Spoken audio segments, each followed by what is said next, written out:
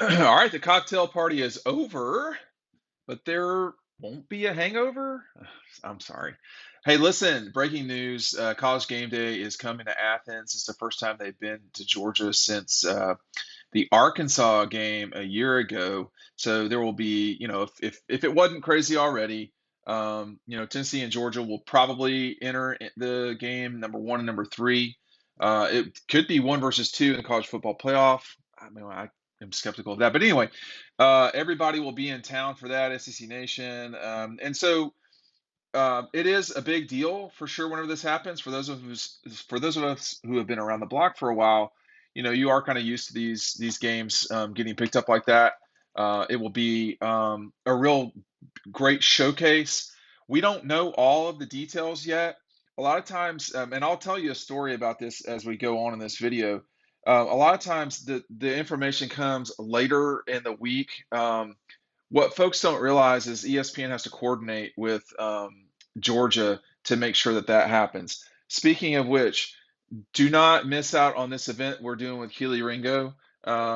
It is on November 20th at Red Zone in Athens. You will get a book with your price of admission, and you can get anything you want, any one thing you want signed. So you get the book, $50 value, and the signature from Kelee. You can also get it customized. That's something that we're going to be doing in the very near future. So the big key here, and people have already ordered. I'm going to run out of spaces. I don't know when, but again, this is dozens of folks that are going to be here, not 100. It will be fewer than 100, I can assure you. So order now. The link is down below. I think, last night in Jacksonville, that was a big win for the Dogs. A little bit of adversity in the third quarter. Didn't play well. A busted coverage on one play and a fumble. Georgia turned the ball over three times and won by 22 points. So, and Tennessee really, I thought looked good. I need to watch the whole game against Kentucky. I saw bits and pieces of it. Kentucky fell apart. Made some mistakes that were on Kentucky, I thought. But it's tough to play at Neyland. And the big thing about, one reason why College Game Day is the one reason why College Day is coming to Athens is the game is in Athens. I know that's hard to imagine, but this is going to be a tough game for Tennessee. I mean, they are going to be an underdog for sure. How much of an underdog we will see over time. Some stuff has trickled out, and we've got some reporting over at the site about how Tennessee opened up as about somewhere for a 10 to 12 point dog. And that's going to be something I talk about a little bit later when things kind of firm up some. But this game being in Athens is going to matter for Georgia. It helps. If the game were at Neyland, Georgia would probably be a favorite, but it wouldn't be by a ton. And, Game Day will almost certainly um, have their setup at Myers Quad. That's where they do it. That this is a 3:30 game means they won't be rushing. So um, if you're going to Athens, and tens of thousands of people watch these videos, if you're going to Athens this weekend, just keep in mind that they, unlike in the Arkansas game in 21, this game, what game they did here was they set up on the bridge for the last hour of the event. So they went from Myers Quad and golf carted everybody on the crew and so forth, not the crew, but everybody on set and got them down to the bridge, which is where Lee Corso and company set up. Now listen, according to the folks from ESPN, Lee Corso was set to return this week, and that would be Georgia, Tennessee. We will see if that happens. I know, just as a human being, I hope that he's at the game. Um, and I mean, I have been an admirer of Lee Corso for a long time. He understands that we are in the business of entertainment.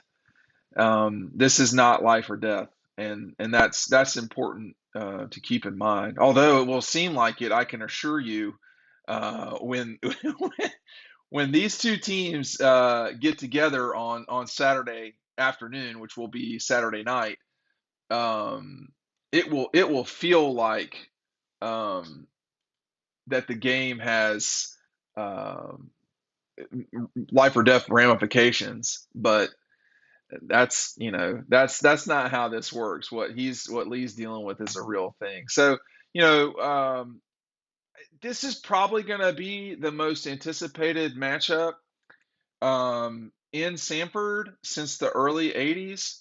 I was talking to a reporter earlier today on our drive back home, and he pointed out correctly that a lot of the big games that Georgia's played in have not been in Athens, which is totally true. Um, and there's reasons for that. I mean, some of it is happenstance. Some of it is that they don't play Florida at Georgia. Like for instance, the 2012 Georgia Florida game would have been a huge matchup in Athens. 2018 would have been a huge matchup in Athens, but they play that game in Jacksonville, so naturally that game's gone. They played huge games at Auburn in '04. Georgia and Auburn were both, I think, top 5 or 4 teams, top 5 or 6 teams. Auburn was significantly better than Georgia that year. But um, speaking of Auburn, that was the team that Georgia played the last time the rankings were sort of this high, which was the 1983 Georgia Auburn game that Auburn won relatively close. It wasn't, I mean, it was decisive, but it wasn't, some sort of blowout.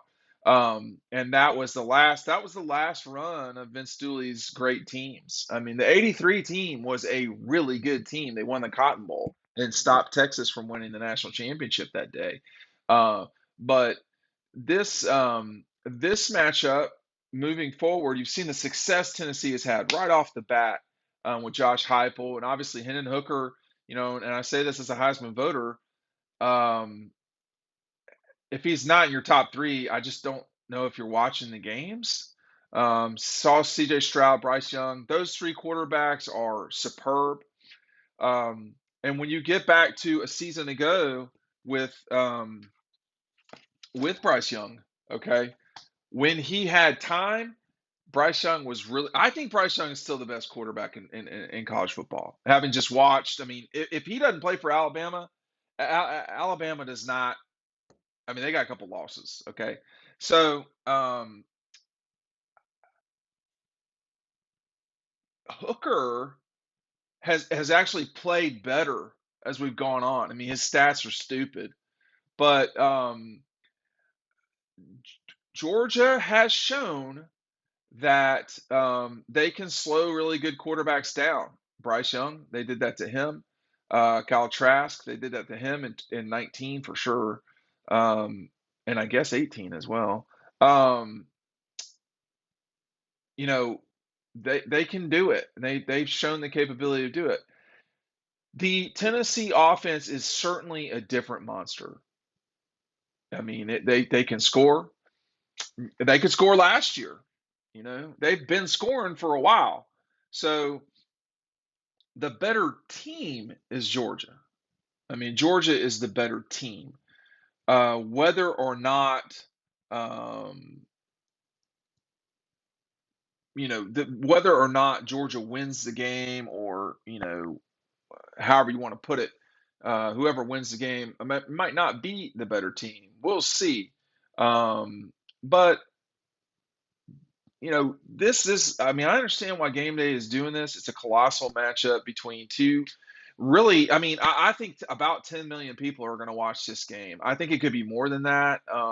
This year, the biggest game so far this year, I think, was the Alabama Texas game. Both those teams obviously have lost since that game, but that was about 10 million people, if memory serves correct. This game, being that it's in November, will take a shot at that game. That it's on CBS, I think, matters a lot. That you're talking about Georgia is the bigger brand. I mean, I think that's evident from the last 5, 10 years of football. but Tennessee's not nothing. And this game has developed into a very solid television property. And I think it's gonna go away over time, just because of the way the SEC. I mean, Georgia can't play everybody. Tennessee can't play everybody. I mean, Tennessee can't play Georgia, Florida, and Alabama. It's not fair if if they go to three permanent foes. But we're gonna see a lot of chaos this weekend. People will talk about this weekend for a long time. Georgia against ranked teams in Sanford Stadium under Kirby Smart is 9-1. They've had one loss, and that loss was the Hail Mary play by the Vols in 2016. That's it. The other time Tennessee came to Georgia to play as a ranked team, they got beat by like 20-ish, whatever it was.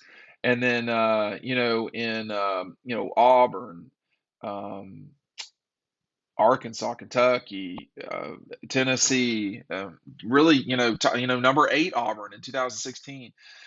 Some pretty good teams have come to Georgia. Notre Dame top 10.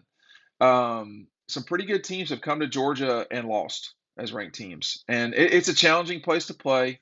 And the fans are going to have to do their part if they want Georgia to win. But um, uh, game day's coming.